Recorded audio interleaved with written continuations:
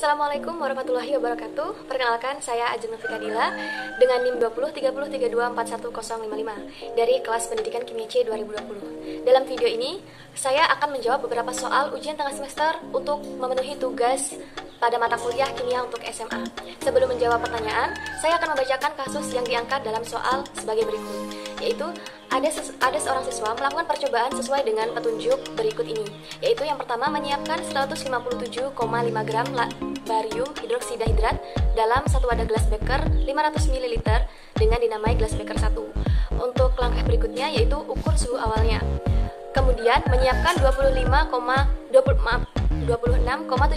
gram NH4Cl dalam gelas beker yang lain dengan dinamai gelas beker kedua dan ukur suhu awalnya. Untuk step yang keempat, siapkan alas gelas dari plastik atau kayu, teteskan sekitar 2 ml dari air di atasnya. Lalu kemudian letakkan beker 1 di atas alas gelas, tepat di atas air tadi. Lalu kemudian untuk step ke-6 yaitu masukkan dengan perlahan NH4Cl ke dalam gelas beker sambil diaduk merata. Lalu aduklah terus hingga semua NH4Cl telah ditambahkan dan dipastikan bereaksi. Kemudian angkat gelas beker 1, lalu apa yang terjadi? Dan untuk step ke-8 yaitu ukur suhu campuran. Kemudian tambahkan dengan perlahan 250 ml Aquades sambil diaduk perlahan. Lalu untuk step yang ke-10 diamkan beberapa saat, amati hal yang terjadi. Untuk step yang ke-11, siapkan pembakar spiritus atau kompor. Panaskan beker 1 secara perlahan sehingga hampir seluruh airnya menguap. Kemudian hentikan pemanasan lalu biarkan beker 1 mendingin. Kemudian tunggu hingga seluruh airnya menguap dan apa yang kamu peroleh. Baik, selanjutnya saya akan menjawab soal yang telah diberikan berdasarkan kasus tersebut. Untuk soal yang pertama yaitu siapkan tabel data untuk praktikum yang dilakukan siswa tersebut. Untuk menjawab soal ini, saya dasarkan pada pernyataan-pernyataan dari langkah-langkah kasus tersebut, serta saya menggunakan rujukan pada alamat website sebagai berikut. Berdasarkan alamat website tersebut, dikatakan bahwa pengamatan adalah metode pengumpulan data di mana peneliti mencatat informasi sebagaimana yang mereka saksikan selama penelitian, dapat berupa kuantitatif ataupun kualitatif. Jadi pengamatan itu berdasarkan temuan fakta, sehingga dalam percobaan kasus tersebut dapat disimpulkan beberapa hal yang dapat dijadikan sebagai hasil dari pengamatan yang harus dicantumkan dalam sebuah data pengamatan, yaitu sebagai berikut. Berdasarkan tabel yang telah saya buat, di situ terlihat bahwa adanya data pengamatan untuk suhu awal BaOH 2 kali dan juga NH4Cl, serta suhu campuran BaOH 2 kali ditambah dengan NH4Cl, serta adanya perubahan yang terjadi setelah pencampuran dan perubahan yang terjadi pada beker 1 setelah didinginkan, dan juga jenis reaksi yang terjadi. Kemudian, untuk soal nomor 2, yaitu isilah tabel data tersebut dengan prediksi hasil pengamatan berdasarkan pengetahuan Anda. Berdasarkan tabel yang telah saya buat tadi, dengan menggunakan rujukan dari video YouTube berikut, maka kita dapat mengisikan tabel data pengamatan dengan prediksi sebagai berikut ini. Dari data pengamatan yang diprediksikan oleh saya sendiri itu suhu awal untuk BaOH 2 kali sebesar 30 derajat Celcius, sedangkan untuk NH4Cl itu sebesar 27,5 derajat Celcius. Sedangkan untuk suhu campuran antara keduanya yaitu 23 derajat Celcius. Dan perubahan yang terjadi setelah pencampuran itu suhu menurun, baunya yang menyengat pekat, serta bagian bawah gelas terasa dingin. Dan perubahan yang terjadi pada gelas beker 1 setelah didinginkan, yaitu larutan terlihat sedikit keruh. Dan untuk jenis reaksinya sendiri adalah endoterm. Untuk soal nomor 3, yaitu berdasarkan pengetahuan Anda mengenai metode-metode ilmiah, apakah proses di atas telah membelajarkan siswa mengenai proses ilmiah dengan benar? Berikan argumentasi Anda.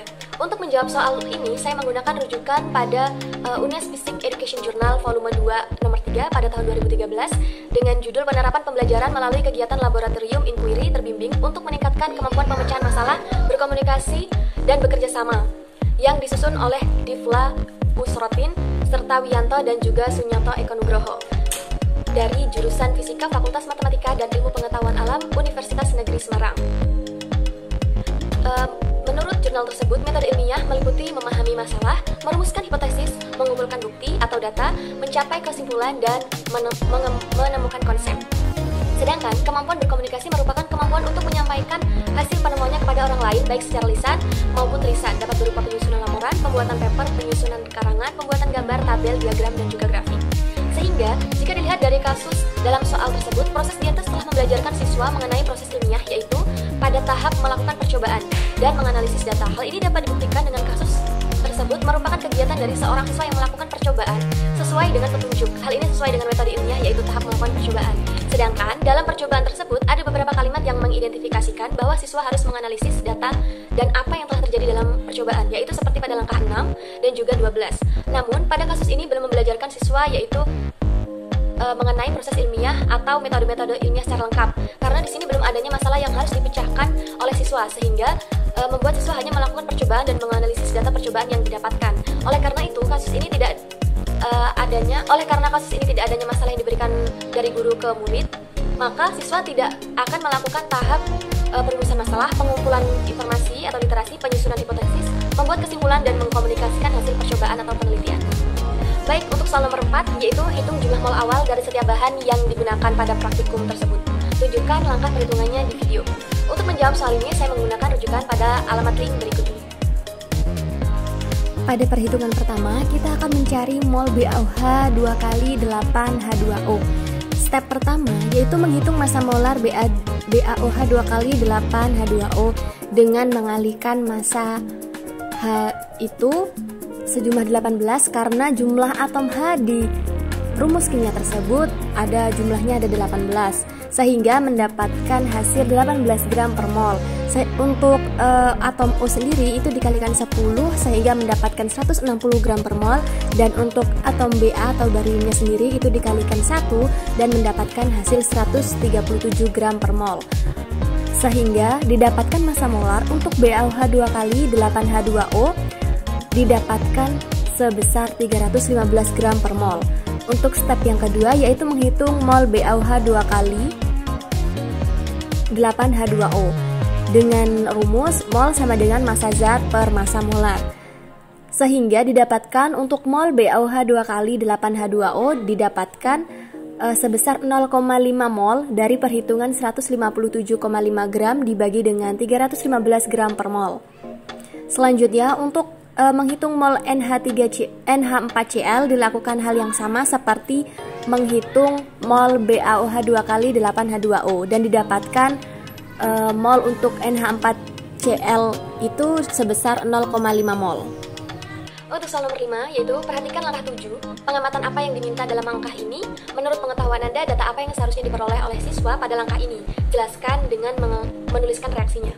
Untuk menjawab soal ini, saya menggunakan rujukan pada jurnal Nalar Pendidikan volume 1 nomor 1 tahun 2013 dengan judul Penggunaan Strategi Konflik Kognitif dalam Pembelajaran TPS untuk Mereduksi Miskonsepsi Siswa pada Materi Termokimia, yang disusun oleh Vincenia Ade Sugiawati di jurusan Kimia Fakultas Matematika dan Ilmu Pengetahuan Alam Universitas Negeri Makassar.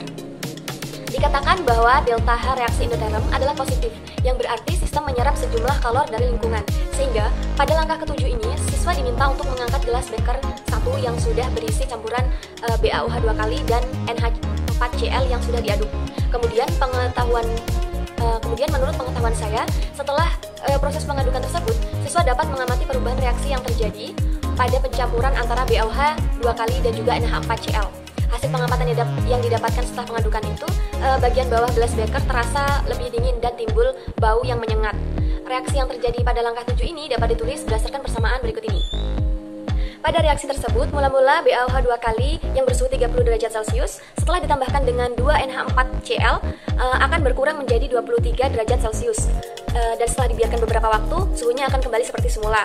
Hal ini menandakan bahwa pada reaksi tersebut terjadi kenaikan energi potensial zat-zat yang bereaksi atau terjadi penurunan energi kinetik, sehingga suhu dalam sistem itu menurun.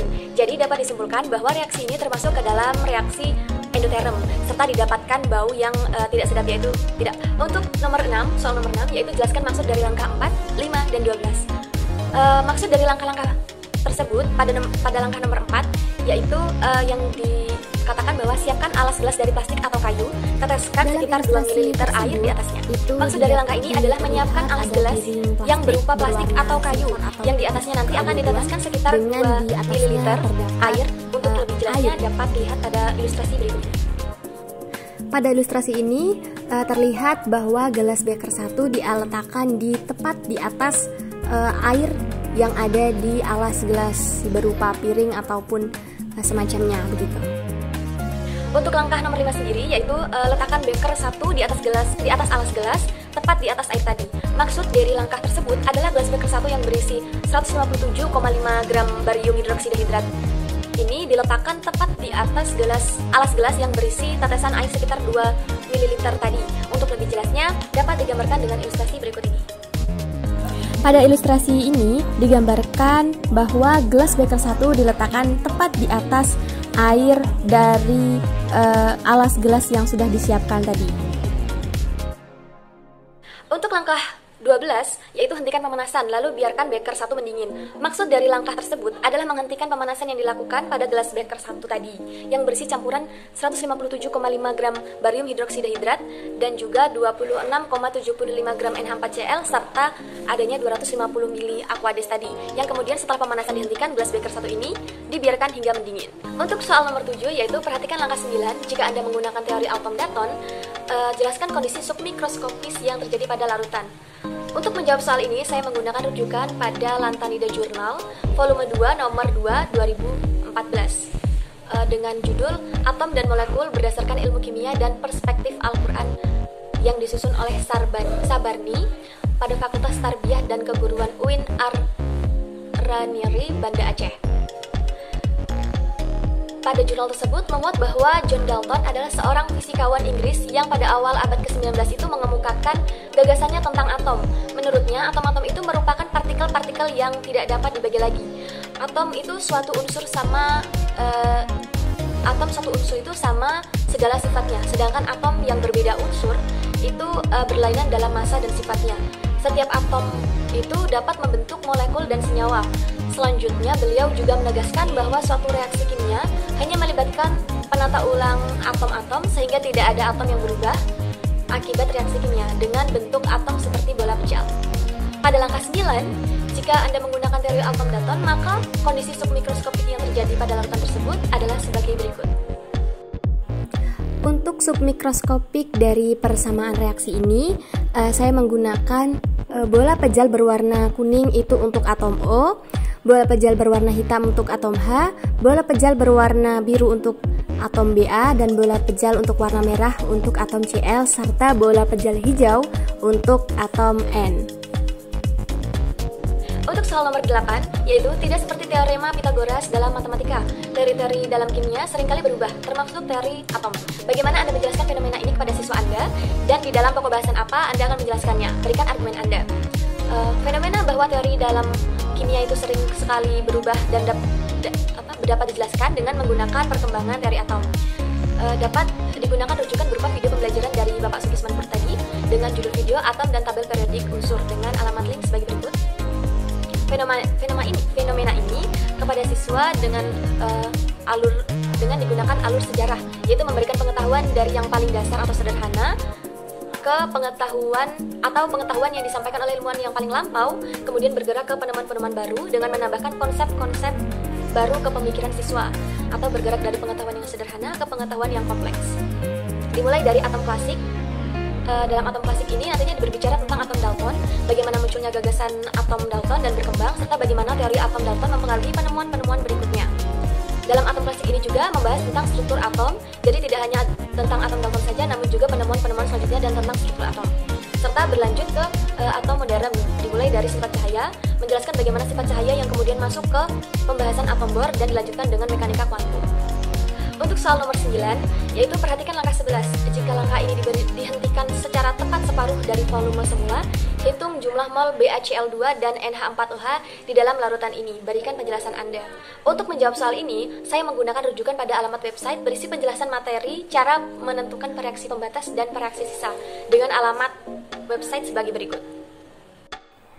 Berdasarkan perhitungan ini, didapatkan bahwa jika dihentikan tepat separuh dari volume semula, maka mol BaCl2 adalah sebesar 0,125 mol, dan untuk mol NH3-nya sendiri adalah sebesar 0,25 mol. Untuk soal nomor 10, gambarkan grafik energi versus proses reaksi dari reaksi ini. Seorang siswa mengamati grafik reaksi eksoterm dan endoterm dan menyimpulkan bahwa seluruh reaksi pada awalnya adalah reaksi endoterm. Bagaimana Anda menjelaskan hal ini? Untuk menjawab soal ini, saya menggunakan rujukan pada alamat website berisi penjelasan materi termokimia dengan alamat website sebagai berikut. Dengan grafik energi dan proses reaksi adalah sebagai berikut ini. Dengan kasus bila seseorang bisa mengamati grafik reaksi eksoterm dan endoterm dan menyimpulkan bahwa seluruh reaksi pada awalnya adalah eksoterm, untuk membenarkan miskonsepsi siswa ini, kita dapat menjelaskan hubungan antara energi dengan proses reaksinya dengan masing-masing grafik reaksi. Diketahui jika di dalam reaksi kimia ini memiliki hubungan yang cukup erat dengan energi, terutama dalam bentuk perubahan energi. Nah, hal ini dikarenakan hampir sebagian besar reaksi kimia itu melepaskan ataupun menyerap energi yang pada umumnya dalam bentuk kalor. Dalam grafik reaksi eksoterm dan endoterm itu terdapat entalpi yang merupakan suatu energi kimia yang terkandung di dalam suatu sistem. Perlu diketahui juga jika entalpi ini berada di dalam suatu sistem tidak dapat diukur, sedangkan yang dapat diukur itu perubahan entalpi yang turut menyertai perubahan tersebut. Nah, entalpi ini dapat dinyatakan dengan simbol H dengan satuan joule. Entalpi juga itu akan selalu dalam kondisi tetap atau konstan bila tidak ada energi yang masuk ataupun keluar dari sistem. Namun entalpi ini juga dapat diartikan sebagai jumlah kalor di dalam satu zat. Sedangkan perubahan entalpi ini perubahan kalor yang terjadi di dalam suatu reaksi. Pada tekanan yang konstan, perubahan entalpi ini sama dengan jumlah kalor reaksi yang telah dilepaskan ataupun diserap oleh sistem. Perubahan entalpi ini hanya dapat ditentukan dari kondisi awal dan kondisi akhir sistem. Jadi, bila terdapat suatu reaksi kimia dengan reaktan bereaksi dan menghasilkan suatu produk, maka besarnya perubahan entalpi atau entalpi reaksi ini adalah selisih antara entalpi produk dan entalpi reaktan, di mana pada grafik reaksi eksoterm ini nilai delta H akan bernilai negatif, sedangkan pada reaksi endoterm nilai delta H akan bernilai positif. Dari penjelasan tersebut, siswa akan dapat memahami perbedaan reaksi